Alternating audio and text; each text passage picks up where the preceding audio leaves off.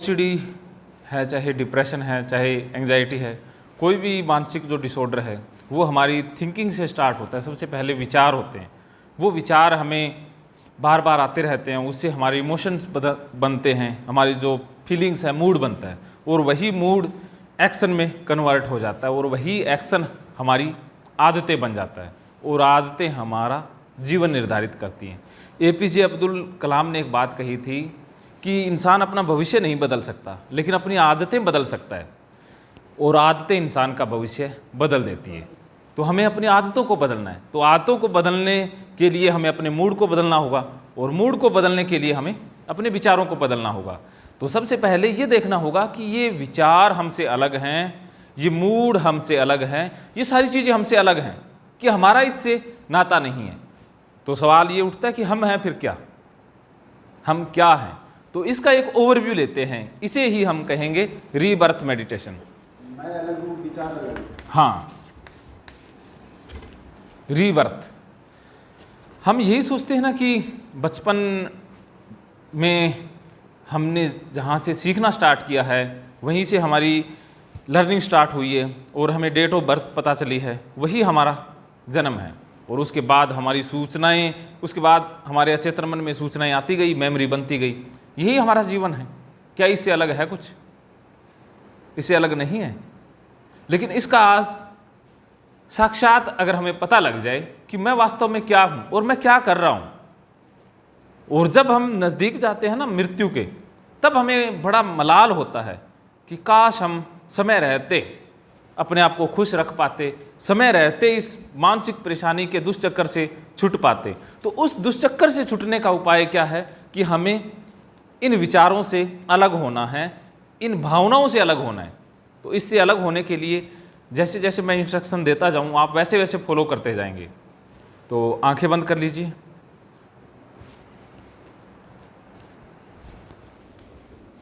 मैं भी कर रहा हूँ, जैसे बैठ जाइए, आंखें बंद कर लीजिए और विजुअलाइज करना है। एक तो होता है इमेजिनेशन, एक होता है विजुअलाइजेशन। विजुअलाइजेशन का मतलब है कि हम उस सीन की कल्पना कर रहे हैं, वो सीन हमारी आंखों के सामने क्रिएट होता है। और इमेजिनेशन में सिर्फ पिक्चर्स आ रही होती है, सिर्फ हम काल्पनिक रूप से उसे सोच रहे होते हैं। लेकिन विजुअलाइजेशन में रियलिटी में वो सीन जैसे हमारे सामने चल रहा होता है, जैसे हम सपना देखते हैं ना, वो विजुअलाइजेशन हो रही होती है। तो वैसा ही विजुअलाइज करना है, जैसा जैसा मैं आपको निर्देश देता जाऊं। तो सबसे पहले आप ऐसा महसूस कीजिए कि आप एक लंबे टूर पर गए हुए हैं, आप वहाँ गए हुए हैं जहाँ पर जाने का आपका वर्षों से मन था। आप किसी देश की यात्रा पर गए हुए हैं, वहाँ पर आपने खूब इंजॉय किया, बहुत इंजॉय किया, जी भर के इंजॉय किया, और अब आपको घर की याद आ रही है, घर की याद आ रही है, और अब आप घर के लिए रवाना हो रहे हैं। अब आप अपने शहर में पहुंच चुके हैं, अब आप अपने घर की तरफ जा रहे हैं। आपको अपना घर दिखाई दे रहा है, और आप देख पा रहे हैं कि आपके घर के बाहर बहुत सारे लोग इकट्ठे हुए हैं, बहुत सारे लोग वहाँ पर इकट्ठे हुए हैं, सबने सफ़ेद कपड़े पहने हुए हैं। अब आपके मन में कुछ सवाल उठ रहे हैं कि पता नहीं क्या बात है, हमारे घर के बाहर इतने लोग इकट्ठे क्यों हैं। अब आप और नज़दीक जाते हैं, बहुत सारे लोग हैं, चुपचाप हैं, तो आपको ऐसा लगने लग जाता है कि कोई मिस हैपनिंग हो गई है, कोई ऐसी घटना घट गई है। तो आप लोगों के और नज़दीक जाते हैं और पूछते हैं कि क्या बात हो गई। तो कोई कुछ नहीं बोल रहा है, और लोग एक घेरा बनाए हुए खड़े हैं, और वहाँ पर किसी को लेटाया हुआ है, जो आपके घर के अंदर का हिस्सा है, जिसे बरामदा भी कहते हैं, आंगन भी कहते हैं, वहाँ पर किसी को लेटाया हुआ है। अब आप घबरा रहे हैं, अब आपके दिल की धड़कन बढ़ चुकी है, अब आपको इतना पता चल चुका है कि किसी की मृत्यु हो चुकी है, कोई एक्सपायर हो गया है। आप लोगों से पूछते हैं कि कौन एक्सपायर हो गया, कोई बोल नहीं रहा है, कोई कुछ भी नहीं बता रहा है। अब आपके मन में सवाल ये उठता है कि मेरे घर में वो बीमार था, वो बीमार था, कहीं उसकी तो डेथ नहीं हो गई है। लेकिन आप देखते हैं कि जो बीमार था वो भी सफ़ेद कपड़े पहने हुए हैं, वो भी रो रहा है, सारे घर के मेंबर रो रहे हैं। तो अब आपके मन में उत्सुकता और बढ़ती जा रही है कि आखिर मृत्यु किसकी हुई है। तो अब आप उस डेड बॉडी के करीब जाते हैं। वो डेड बॉडी कफन से पूरी तरह से ढकी हुई है। लोग जाते हैं और डेड बॉडी से कपड़ा हटाते हैं और रोते हैं और वापस आ जाते हैं, लेकिन आपको नहीं पता कि किसकी मृत्यु हो चुकी है। आप धीरे धीरे डेड बॉडी की तरफ बढ़ रहे हैं, उसके पास जा रहे हैं। आपके दिल की धड़कन बहुत तेज़ है। आपके मन में जो जानने की उत्सुकता थी कि किसकी मृत्यु हुई है, वो और तेज़ हो चुकी है। अब कुछ ही पलों के बाद रहस्य से पर्दा उठने वाला है। अब आप हाथ से कफन को साइड कर रहे हैं और आप उस डेड बॉडी का चेहरा देखते हैं और चौंक जाते हैं कि मरने वाला कोई और नहीं, आप खुद हैं। आप मर चुके हो।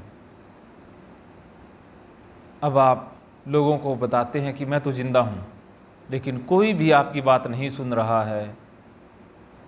रिश्तेदार आते हैं, आपकी लाश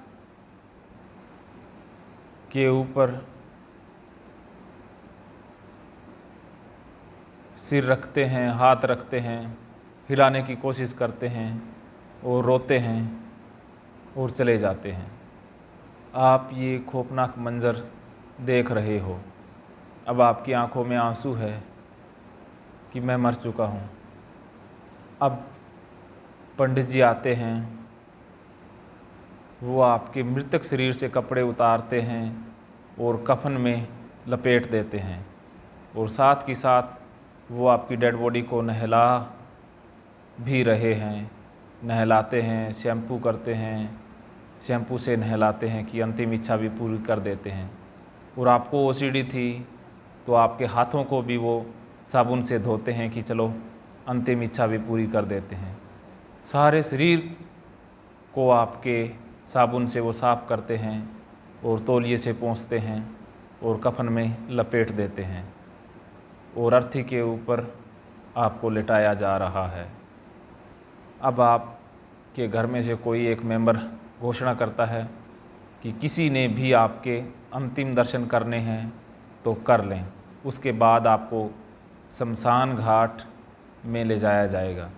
अब फिर से कुछ रिश्तेदार आते हैं, चेहरा देखते हैं और चले जाते हैं। अब आपके मृतक शरीर को अर्थी के साथ बांध दिया जा रहा है और कुछ पंडित जी क्रियाक्रम कर रहे हैं और अब आपको ले जाने की तैयारियां शुरू हो चुकी है। अब आपके चाहने वाले आपके मृतक शरीर को उठा रहे हैं और शमशान घाट की तरफ ले जा रहे हैं और साथ ही साथ बोल रहे हैं, राम नाम सत्य है, राम नाम सत्य है। अब आपके शरीर को, डेड बॉडी को लेकर शमशान घाट में पहुंच रहे हैं और आप देखते हैं कि सामने लकड़ियों का ढेर पड़ा हुआ है। चिता सजाई जा रही है। अब चिता सजा दी गई है। पंडित जी आपके मृतक शरीर को अर्थी से खोलते हैं और चिता के अंदर रख देते हैं और आपकी डेड बॉडी के ऊपर भी लकड़ियां रख देते हैं, घी भी डालते हैं और बहुत सारी सामग्री जो जल्दी आग पकड़े वो आपके शरीर पर डाली जा रही है। इस शरीर से बहुत प्यार था आपको। अब लकड़ियों के बीच ये शरीर लेटा हुआ है। जिस शरीर के साथ इतना प्यार था, आपका मोह था, वो आज लकड़ियों के ऊपर है। और जिस शरीर से कोई मिट्टी टच हो जाए, कोई बायो वेस्टेज टच हो जाए, तब आप भाग के नहाने चले जाते थे, आज वही शरीर चिता पर लेटा हुआ है। अब आपके चाहने वाले अग्नि देने की तैयारी कर रहे हैं। अब आपकी चिता को अग्नि दी जा रही है। अब सबसे पहले अग्नि आपके बालों पर पहुंच रही है। जिन बालों से इतना प्यार था कि इन बालों को कोई छू दे, कोई बायो वेस्टेज लग जाए, किसी का हाथ लग जाए तो आप धोते थे, संवार के रखते थे, वही बाल आज अग्नि में जल रहे हैं। अब आपके शरीर के सारे बाल जल चुके हैं, शरीर के ऊपर कहीं कोई बाल नहीं है। और अब अग्नि की ज्वाला और भी तेज़ है, इतनी ज़्यादा तेज़ है कि आपकी चमड़ी भी जलने लग गई है। इस चमड़ी से इतना प्यार था कि कोई गंदगी छू जाए, कोई कुछ भी छू जाए, आप फटाक से धोने चले जाते थे, नहाने चले जाते थे। कोई इंसान टच कर दे तो आपको एंजाइटी हो जाती थी। वही चमड़ी आज जल रही है। अब अग्नि के तेज़ होने के कारण चमड़ी काली पड़ चुकी है और अब जलने लग चुकी है। अब पूरी चमड़ी जल चुकी है। अब सिर्फ और सिर्फ हड्डियाँ और मांसपेशियाँ बची है। जिस चमड़ी से इतना प्यार था, जिस चमड़ी को आप अपना मानते थे, रगड़ रगड़ के धोते थे, आज वो चमड़ी कहाँ है? आज वो चमड़ी कहीं नहीं है, जल चुकी है। अब अग्नि के और तेज़ होने के कारण आपकी मांसपेशियाँ भी जल रही हैं। अब मांसपेशियाँ भी जल चुकी हैं। अब सिर्फ कंकाल बचा है, सिर्फ हड्डियाँ बची हुई हैं। जिन विचारों से इतना प्रेम था, इलॉजिकल विचार थे, कुछ हो जाएगा, गंदगी फैल जाएगी, गंदी हो जाऊंगी, मेरे अपने पराए, जिन विचारों से आप फ्यूचर में, जिन विचारों को लेकर आप फ्यूचर से डरते थे कि फ्यूचर में बेरोज़गार हो जाऊंगा, मम्मी पापा को कुछ हो जाएगा, घर वालों को कुछ हो जाएगा, वो सब के सब यहीं आपके जलने को देख रहे हैं। आप उनके सामने ही जल रहे हो, वो सारे मौजूद हैं, लेकिन अब आप मौजूद नहीं हो। अब आपकी हड्डियां भी जल गई हैं। अब आप कहाँ बचे? अब आप कहीं नहीं हो। आपके पास कोई विचार नहीं, कोई मेमोरी नहीं, बस अब आपका अस्तित्व मिट चुका है। कहाँ है वो विचार जिनसे आप डरते थे? कहाँ हैं आज वो गंदगी वाले विचार? कहाँ हैं आज वो डिप्रेशन वाले विचार? कहाँ है वो ओवर थिंकिंग वाले विचार जिनसे डरते थे, सेक्सुअल विचारों से डरते थे? सब कुछ नष्ट हो चुका है। आप अपने वीर्य को गंदा मानते थे, वो वीर्य कहाँ है? वो सब कुछ जल चुका है, कुछ भी नहीं बचा है। इतना सोचा था कि रिटेंशन करेंगे, वो सिर्फ और सिर्फ राख बन चुका है, कहीं कुछ नहीं है। अब आपको बड़ा पछतावा हो रहा है कि मेरे पास कुछ नहीं बचा, मैं यूं ही इतनी टेंशन लेता रहा, खुल के जी ही नहीं पाया। अब अग्नि इतनी तेज़ है कि चारों ओर सिर्फ और सिर्फ लपटें हैं और अंगारे हैं। उन्हीं अंगारों के बीच में आपकी हड्डियां भी अंगारे बन चुकी है। कहाँ है आपका अस्तित्व? सिर्फ अंगारे बचे हैं, अंगारे, कुछ भी नहीं। सब कुछ नष्ट हो चुका है, सब कुछ जल चुका है, सिर्फ अंगारे बचे हुए हैं। अब अग्नि धीरे धीरे शांत हो रही है और अधिक शांत हो गई है। सारे लोग जा चुके हैं, सभी लोग घरों को लौट चुके हैं। कोई नहीं है शमशान घाट के अंदर, सिर्फ ठंडे ठंडे अंगारे हैं जो धीरे धीरे राख में तब्दील हो रहे हैं। अब शाम हो चुकी है, रात हो चुकी है, कोई नहीं है शमशान घाट के अंदर, सिर्फ राख है, एक राख की ढेरी बची है।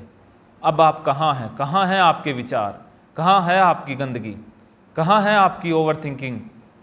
कुछ भी नहीं है, सिर्फ एक राख की ढेरी है। अब हवा का एक झोंका आता है और राख की ढेरी भी खेतों में चली जाती है। अब कुछ नहीं बचा, राख भी नहीं बची, सब कुछ समाप्त हो गया, सब कुछ समाप्त हो गया, कहीं कुछ नहीं है, कहीं कुछ बचा ही नहीं है। अब आपको अपने ऊपर बड़ा पछतावा हो रहा है कि काश मैं समय रहते अपने आप को खुश रख पाती, काश मैं ज़िंदगी को यूं ही डिप्रेशन में और ओसीडी में ना गवाता, काश मैं सर की बात मान लेता तो मेरा जीवन खुशनुमा होता। लेकिन अब कुछ नहीं, क्योंकि वो कुछ बचा ही नहीं। सिर्फ राख थी, वो भी खेतों में चली गई, कुछ नहीं। इसी पछतावे के साथ आप इस दुनिया से हमेशा हमेशा के लिए विदा हो गए। आप चाहते थे कि मैं कुछ इस दुनिया से अच्छी यादें लेकर के जाऊं, कुछ प्यारी प्यारी स्वीट मेमोरीज़ के साथ जाऊं, लेकिन मलाल आपको इस बात का है कि आप डिप्रेशन और ओसीडी के अंदर फंस कर रह गए, वही लेकर जा रहे हैं। अब आपके मन में ऐसा एक विचार है कि काश मुझे दोबारा जन्म मिल जाए तो मैं अब अपनी मर्ज़ी से जीवन जीऊँगा, किसी भी विचार के आने से मुझे कोई फ़र्क नहीं पड़ेगा, ना कोई गंदगी से फ़र्क पड़ेगा, बस मैं खुल के इंजॉय करूँगा।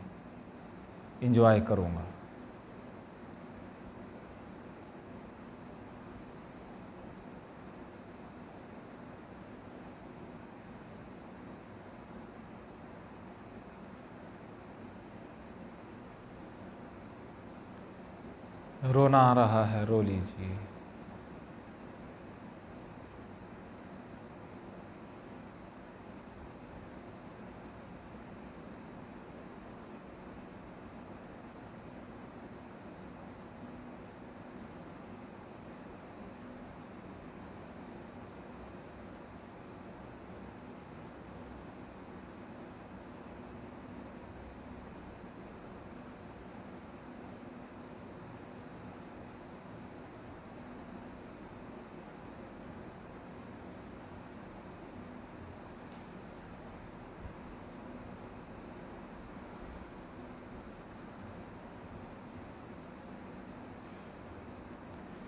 मुबारक हो, आप अभी भी ज़िंदा हैं। एक मौका और है इस जीवन को खुशनुमा बनाने का, इस जीवन को अपने तरीके से जीने का, इस ओसीडी डिप्रेशन के माया जाल को काटने का। आप खुश नसीब हैं कि आपको एक मौका मिल रहा है, वरना करोड़ों लाखों लोग हैं जिनको ये मौका नहीं मिलता। क्या आप इस मौके का फ़ायदा उठाना नहीं चाहेंगे? ये सत्य ऐसा तो होना ही होना है, और ये कभी भी हो सकता है, ये कल भी हो सकता है, परसों भी हो सकता है, 10 साल बाद भी हो सकता है, 20 साल बाद भी हो सकता है। तो इंतज़ार क्यों करें? ये मौका तो आएगा ही आएगा, इससे पहले खुल के ना जी लें।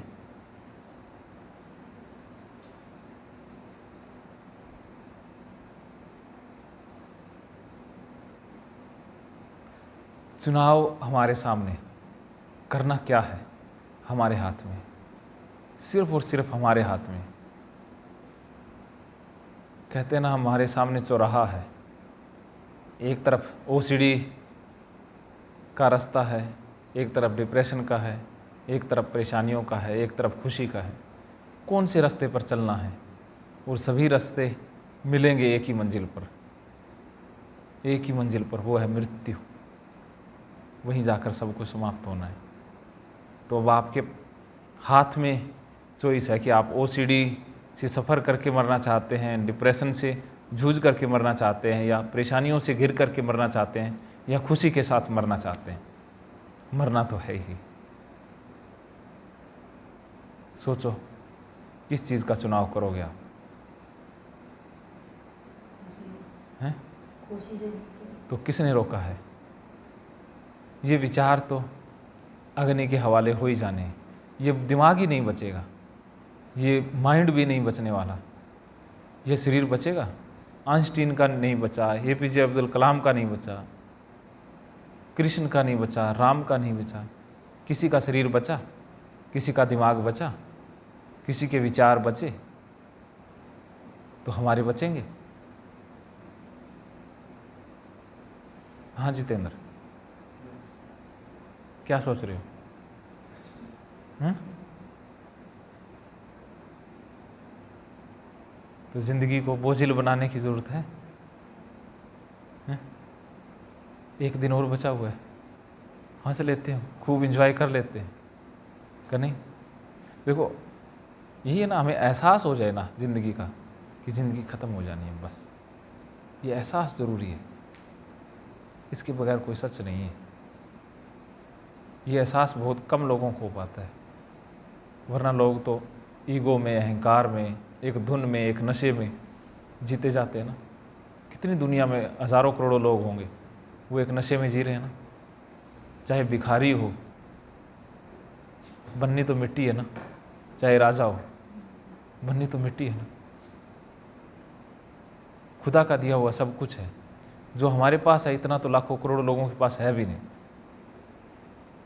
पहनने को कपड़े हैं, खाने को खाना है, रहने के लिए मकान है, आने जाने के लिए गाड़ी है, इससे ज़्यादा और क्या चाहिए। ख्वाहिशें तो सिकंदर की भी पूरी नहीं हुई, ख्वाहिशें तो धरती का सब कुछ मिल जाए नहीं पूरी होंगी, फिर भी चांद पर जाने की तमन्ना रहेगी। चांद पर चले जाएंगे, मंगल ग्रह पर प्लाट लेने की मन में आएगी, मंगल ग्रह के बाद शुक्र पर चलते हैं, अंतरिक्ष में चलते हैं। हाँ, तो कोई रास्ता है कि हम खुशी से जिएं। हमें मंगल पर जीवन नहीं तलाशना, हमने जीवन में मंगल तलाशना है, और जीवन में मंगल इसी पल है बस। हाँ जितेंद्र जी, स्टॉप हो गया स्टॉप? हाँ